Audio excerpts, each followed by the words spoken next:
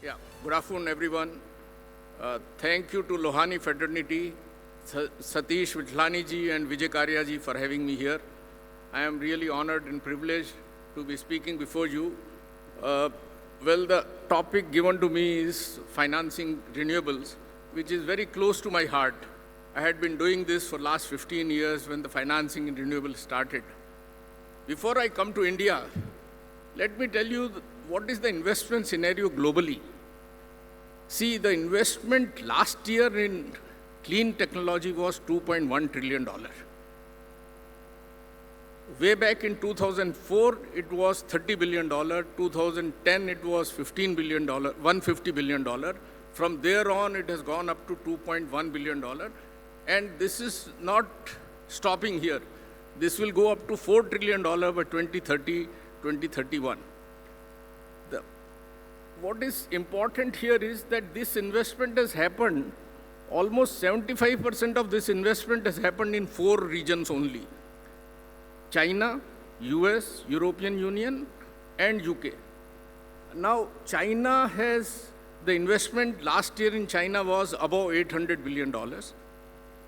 US, European Union, UK combined was less than China.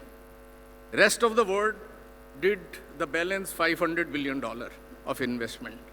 So this is where we are. The total installed capacity of renewable today globally is around 4,300 gigawatt. This is going to double in next 5 years to another 5,000 gigawatt would be added. So it will be 9,000, 10,000 gigawatt. So that is the scope that renewable is carrying with it. Now coming to India, we have just crossed 200 gigawatts. We are at 220 gigawatt in non-fossil fuel, excluding nuclear. We had done now 100 gigawatt in solar, 50 gigawatt we crossed in April in wind, another 50 gigawatt in large hydro, and 20 gigawatt in biofuels and other renewable sources. If you look at, we started, the solar mission was announced somewhere in 2010. Why I want to tell you a little bit of history is that from there you will understand how the products were evolved and how the financing landscape evolved in India. In 2010, when the solar mission was announced, I also wondered who will buy this solar power. The cost was way high at 15 crores per megawatt. So if you look in terms of electricity, I said the solar power generation was at 15% CUF.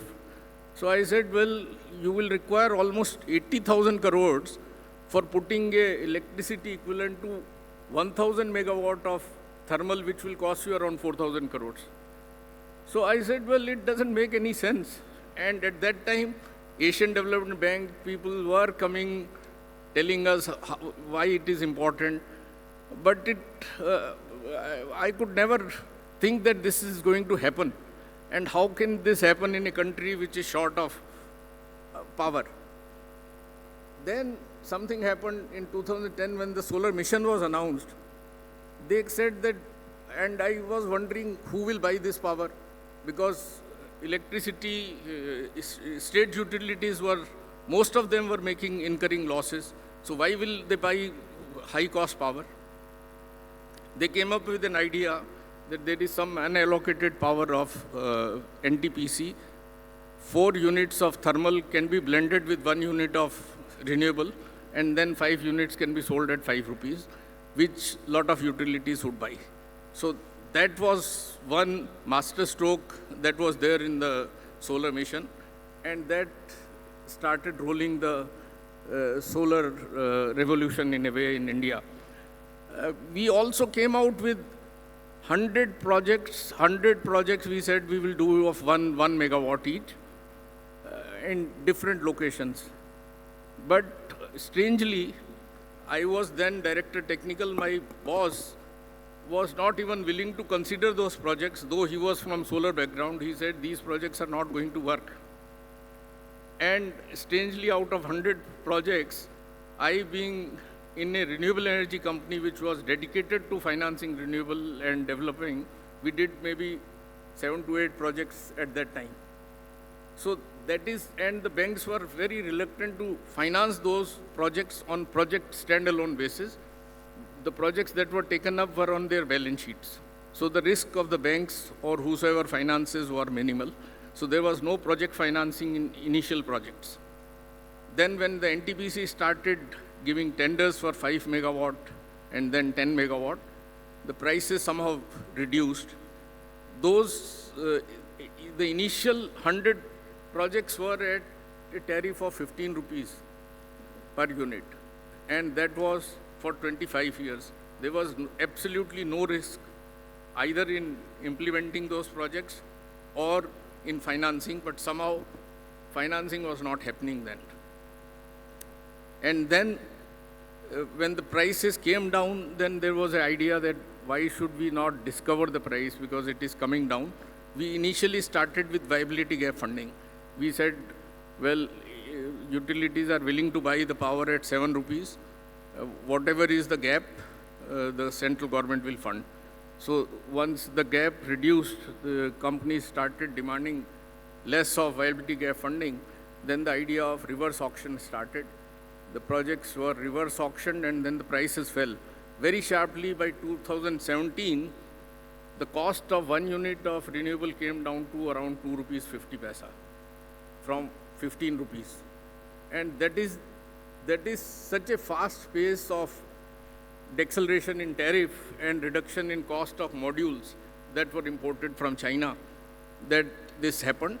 This remained like this for another 2-3 years. But then the government thought that why not, we are sending all the money to China, and why not we start manufacturing modules and cells in India? We said they will not be able to compete with China because they are pricing it lower every time, and they will be dumping those modules and cells in India. So a lot of debate happened. Developers said, if you are going to start manufacturing in India and impose that only domestic content will be used for putting projects, the cost will go up. Finally, they came up, they decided, yes, we will put non-tariff barriers on cells and modules, put duties, and then we came up with an idea that we will have an advanced list of approved module manufacturers for domestic content. This was happening in wind. So the wind industry survived initially on tax breaks, then it was generation-based incentives, and then they had to compete with solar when the reverse auction started in wind.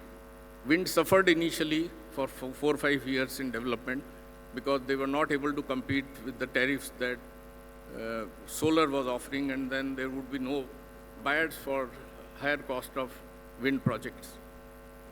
There were a lot of incentives built into it. There were no transmission charges, interstate transmission charges were reduced.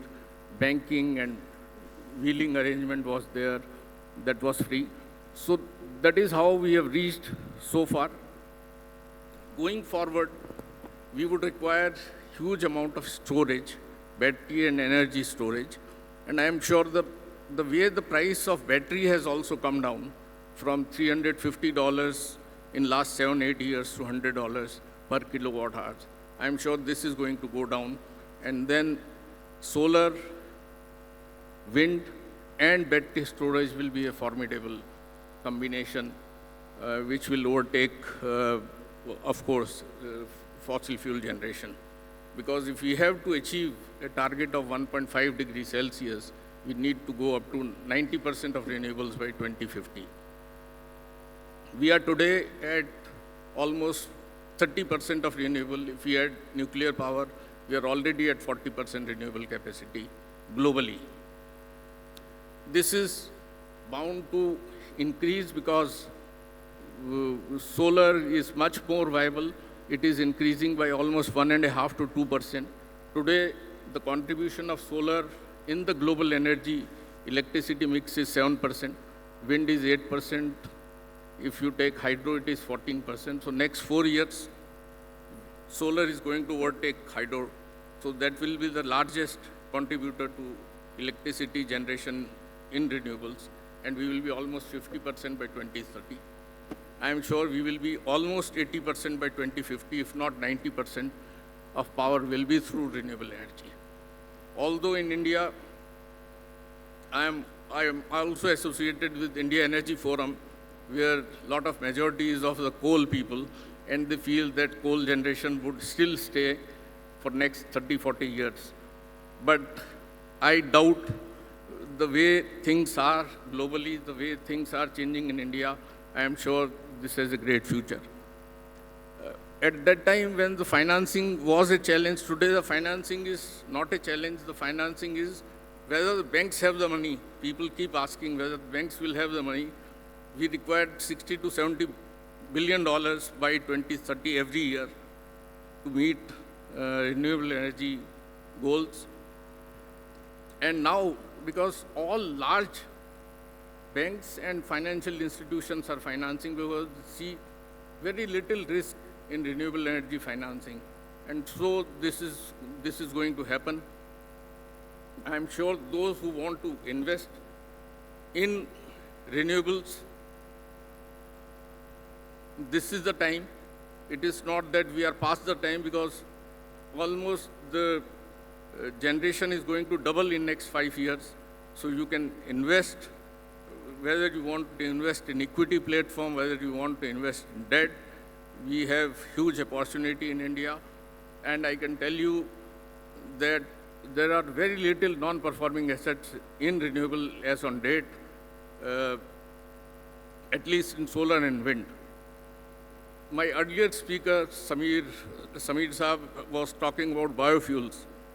Let me tell you, in biofuels, I am also heading World Biogas Association, and I happen to go through compressed biogas in detail in last 7 to 8 months. What I have realized is that policy and regulatory framework for biogas has smoothened. There was an issue as to where can you use the digestate, because 90% of feedstock converts into digestate, and there was no way to use that digestate.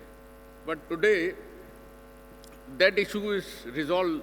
I think last month a circular came that this digestate, which is rich in carbon, can be fed back to the soil to enrich the soil condition, and that can be used as a soil conditioner. Earlier, this was not permitted because they said the soil NKP value was very high, very low in the digestate that comes from the feedstock of agri-waste. So that is now removed, and that is a big thing. Second part is that earlier there was no offtake of biogas, 100% offtake of biogas was not there, because it was through cascade of biogas cylinders. Now we will be putting up 6 to 7 zones of city gas distribution network where this biogas can be connected, so offtake risk will also not be there. There is still some price differential between compressed biogas and natural gas. I think government is going to very soon take up steps to even equalize those two gas prices. So it is going to be a very, very important and attractive sector for investment, and I'm sure this will add to our renewable energy basket. So with these words, I would like to thank you once again for inviting me here. Thank you.